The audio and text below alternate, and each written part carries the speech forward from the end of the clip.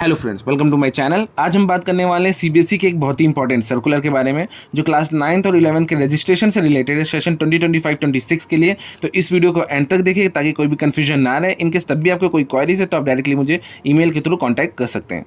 जैसा कि आप स्क्रीन पर देख पा रहे होंगे तो सबसे पहले हम बात करने वाले फीस के लिए। अगर आप बिना लेट फी के रजिस्ट्रेशन कर रहे हैं तो डेट से 16 सितंबर से लेकर 16 अक्टूबर 2025 तक इंडिया में क्लास 9th और 11th के स्टूडेंट्स के लिए फीस है 320 रुपये ओनली।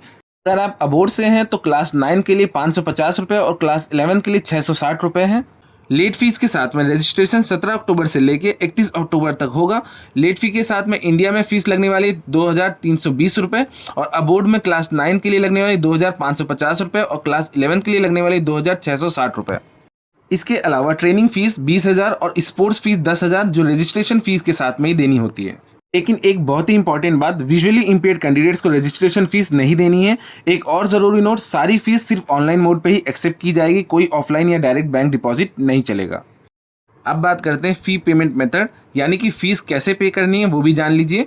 फीस सिर्फ डिजिटल पेमेंट मोड जैसे कि internet banking, UPI, debit card, credit card, NEFT, RTGS से ही एक्सेप्ट की जाएगी। अगर आप एनईएफटी, आरटीजीएस यूज़ कर रहे हैं तो स्कूल्स को चालान नंबर, डेट और अमाउंट बहुत ध्यान से भरना होगा। अगर कोई भी गलती हुई तो पेमेंट रिजेक्ट हो जाएगा। स्कूल्स को एडवाइस दिया जाता है कि वो रेगुलरली अपना बैंक अकाउंट चेक करना चाहिए ताकि कोई भी अनसक्सेसफुल पेमेंट ना हो।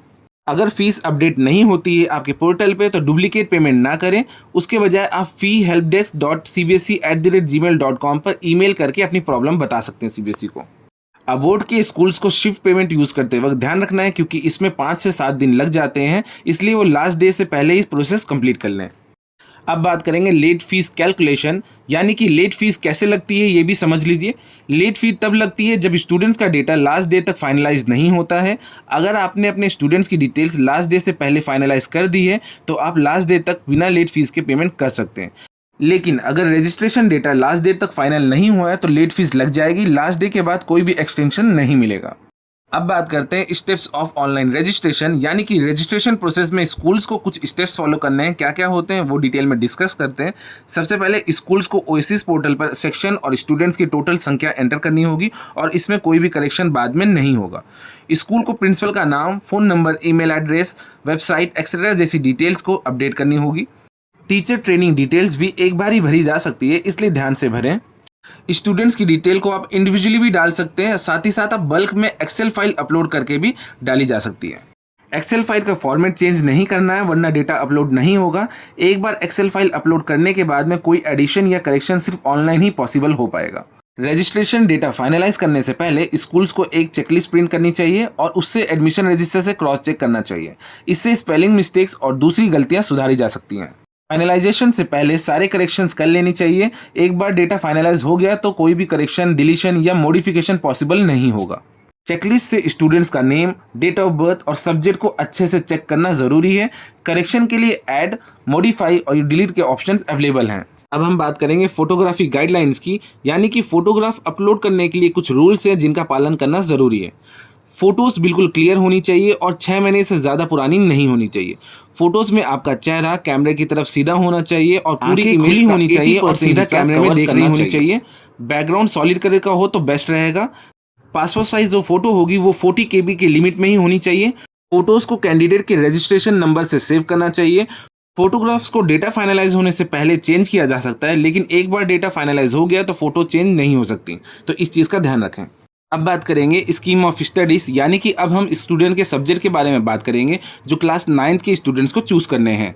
स्टूडेंट को कम से कम 5 सब्जेक्ट चूज़ करने होते हैं। इसमें 5 सब्जेक्ट कंपलसरी होते हैं, जैसे कि लैंग्वेज फर्स्ट यानी कि हिंदी या इंग्लिश, लैंग्वेज सेकेंड कोई भी दूसरी लैंग्वेजेस, देन मैथमेटिक्स स्टैंडर्ड या बेसिक, इसके बाद में साइंस, देन सोशल साइंस।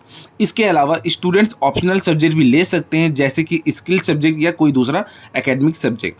अगर कोई स्टूडेंट 3 कंपलसरी एकेडमिक सब्जेक्ट यानी कि साइंस, मैथ, सोशल साइंस में से किसी एक में भी फेल हो जाता है और उसने 6th ऑप्शनल सब्जेक्ट के रूप में स्किल सब्जेक्ट लिया है तो वो फेल्ड सब्जेक्ट स्किल सब्जेक्ट से रिप्लेस हो जाएगा।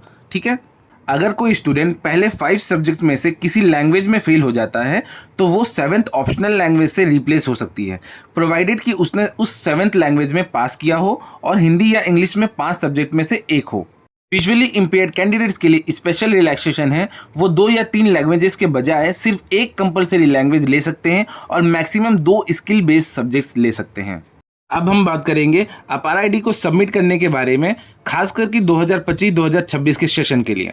तो सबसे पहले अपार आईडी का मतलब क्या होता है, मैंने ऑलरेडी प्रीवियस वीडियो में बताया कि ऑटोमेटेड परमानेंट अकाउंट रजिस्ट्री ये एक विशेष पहचान है जो कि भारत के सभी स्टूडेंट्स के लिए बनाई गई है। ये इनिशिएटिव नेशनल एजुकेशन पॉलिसी 2020 के अनुसार one nation one student ID program का हिस्सा है। अपार आईडी के फ़ायदे क्या हैं? ये एक यूनिफाइड और लाइफ लॉन्ग एकेडमिक आइडेंटिटी देता है। इससे स्टूडेंट को एक ही एजुकेशनल लेवल से दूसरे में जाने में आसानी होगी। इंस्टीट्यूशन के बीच में क्रेडिट ट्रांसफ़र भी आसान हो जाते हैं। इससे एडमिशन और एम्प्लॉयमेंट के लिए वेरिफिकेशन प्रोसेस भी सिंपल हो जाता है। ये स्किल गैप को एनालाइज करने में मदद करता है। अब बात करेंगे अपार आईडी बनाने में क्या इश्यूज आ रहे हैं। तो सीबीएसई को कुछ तकनीकी और प्रशासनिक समस्याओं के बारे में बताया गया है जो स्कूल्स को अपार आईडी बनाते समय समस्या आती है, जैसे कि अलग अलग पोर्टल्स के बीच में इंटीग्रेशन में दिक्कत, स्टूडेंट डेटा का रिकॉर्ड्स स्कूल के हिसाब से अलग और आधार कार्ड के हिसाब से अलग होना, डेटा को ठीक करने और अपडेट करने में लगने वाला समय, पेरेंट्स की अनुमति जो कि कंसेंट की कमी। तो अब इस साल 2025-26 के सेशन में क्या करना है, स्कूल को इन बातों का ध्यान रखना है, जैसे कि अगर पेरेंट्स की अनुमति जो कि कंसर्न होता है ना मिलने की वजह से अपार आईडी नहीं बन पा रही है, तो स्कूल को पेरेंट्स के डिनायल ऑफ कंसेंट की कॉपी रखनी चाहिए और एलओसी लिस्ट ऑफ कैंडिडेट्स में अपार के आगे रिफ्यूज लिखना होगा जो कि होगी REFUSED। ओके। और अगर अपार आईडी किसी और वजह से नहीं बन पा रही है तो आप लिखेंगे NOGEN। बाकी सभी केसेस में अपार आईडी लिखना ज़रूरी है, ऐसा सर्कुलर के माध्यम से सीबीएसई ने बताया है। तो अगले साल 2026 और 27 के सेशन में क्या करना है, स्कूल्स को ये सुनिश्चित करना है कि स्टूडेंट या पेरेंट्स का डेटा, चाहे भले वो आधार कार्ड, यूडाइस, स्कूल रिकॉर्ड में जो भी कमियां हैं उसे ठीक करवाया जाए, ताकि जब क्लास 9th और 11th के स्टूडेंट्स अगले साल एलओसी सबमिट करें तब उनके पास में अपार आईडी मौजूद हो।